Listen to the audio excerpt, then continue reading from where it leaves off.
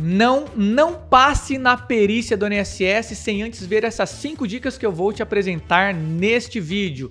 Eu sou Eric Magalhães, advogado trabalhista e previdenciarista há 17 anos, sócio do Magalhães e Moreno, e neste vídeo eu vou te dar 5 dicas do que você deve fazer para aumentar as suas chances de conquistar a confiança do perito e, portanto, conseguir o seu benefício.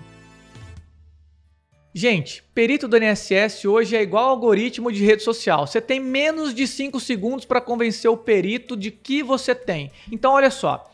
Essas 5 dicas, a primeira, você deve fazer o seguinte. Se você tiver mais de um tipo de incapacidade, vamos dizer que você tem problema no ombro direito, no ombro esquerdo, na coluna. Separe os seus documentos considerando problema no ombro esquerdo, problema no ombro direito e problema na sua coluna. Mas aqui vai uma observação, algo que você precisa prestar atenção. Se você tem um problema que está causando a sua incapacidade no seu ombro direito, esse documento você precisa apresentar. Mas vamos imaginar que no seu ombro esquerdo você só sente uma dor, o seu médico não escreveu nada, não é o seu problema da incapacidade, não está no ombro esquerdo. Não vai adiantar você levar esse problema para o perito, esse documento para o perito.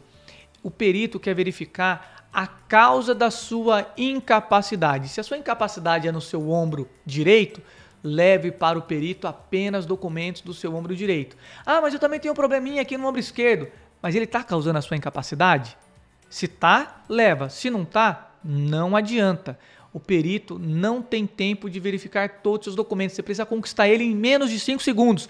Já seja direto. É o problema do ombro direito? Leva só do ombro direito, tá bom? Então perceba, não é a quantidade de problemas que você tem no seu corpo, mas sim aquilo que está causando a sua enfermidade. Muitas vezes eu recebo gente aqui no escritório que fala o seguinte: ah, mas eu também tenho problema no joelho, tenho problema no quadril, tenho bico de papagaio, tenho problema no ombro. E aí eu tenho que ir explicando, tá, mas onde é que está o problema que está causando a sua doença, a sua enfermidade, aquilo que está te impedindo de trabalhar? É o problema do joelho? É o bico de papagaio? É o do ombro?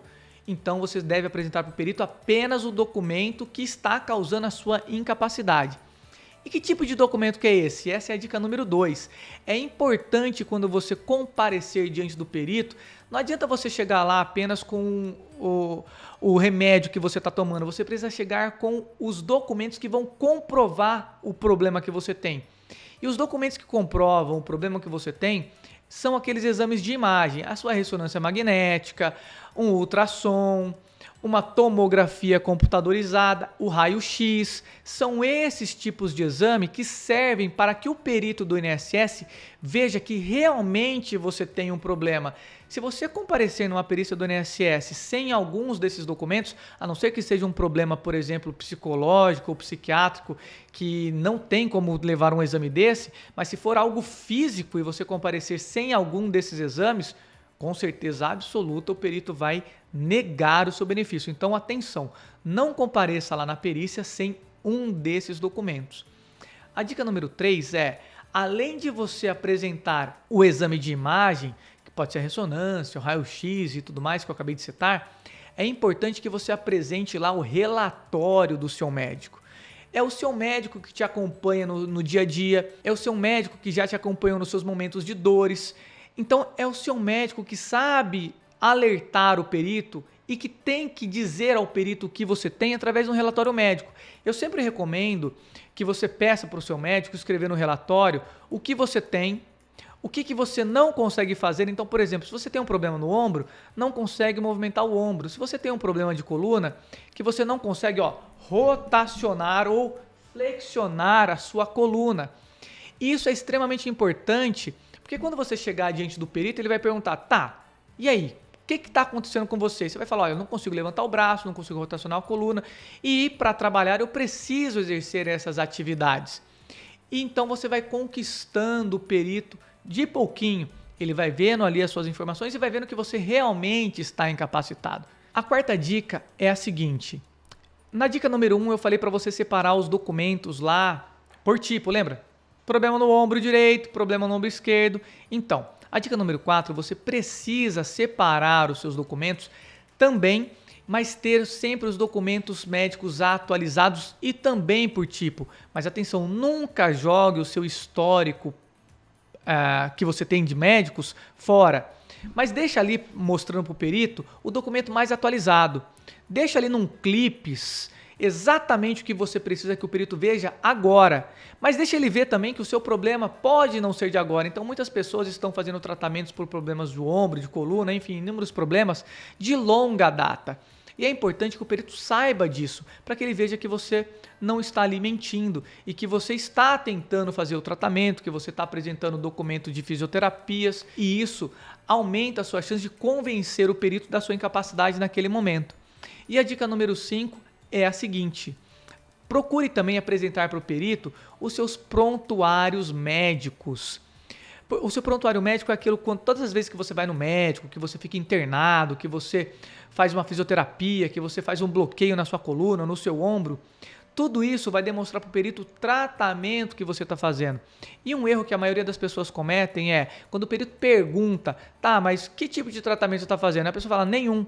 Aí os peritos imaginam o seguinte, tá, mas se você está doente, você está tomando remédio, você está fazendo alguma coisa para você melhorar, né? Se você não está fazendo nenhum tipo de tratamento, o perito vai associar o quê? Que você não está doente. Todos esses documentos, o prontuário médico do seu fisioterapeuta, serve para demonstrar que você está tratando uma doença, que essa doença está num processo de tratamento, e isso demonstra que se você está tratando uma doença, você está doente. Isso mesmo, você já entendeu. Agora, como é que você faz para convencer o perito em 5 segundos de todas essas dicas que eu estou passando para você? É extremamente importante que quando você chegar diante do perito, com todos esses documentos organizados, você faça o seguinte, olha, vamos imaginar que isso aqui é o seu exame de ressonância magnética. Você vai já deixar separado, exame de ressonância magnética. Vamos imaginar que esse outro documento aqui são os seus relatórios médicos. Você já vai deixar os relatórios médicos separados. E vamos imaginar que esse outro documento aqui são os seus laudos de fisioterapia, seu prontuário médico. Já deixa tudo à mostra para o perito.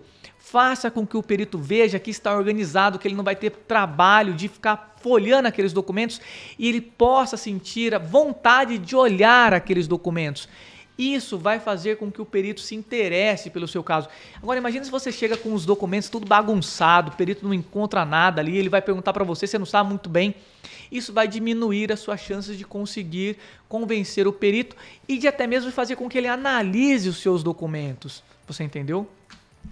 Eu espero que com essas dicas você consiga passar na perícia do INSS, convencer o perito e que você consiga então o seu benefício. Afinal de contas, eu tenho plena certeza e convicção de que você que procura o INSS não está nada mais, nada menos do que buscando os seus direitos. E é seu direito, no momento de incapacidade, de enfermidade, buscar o INSS para requerer lá seu auxílio-doença, sua aposentadoria por invalidez. E eu desejo sucesso.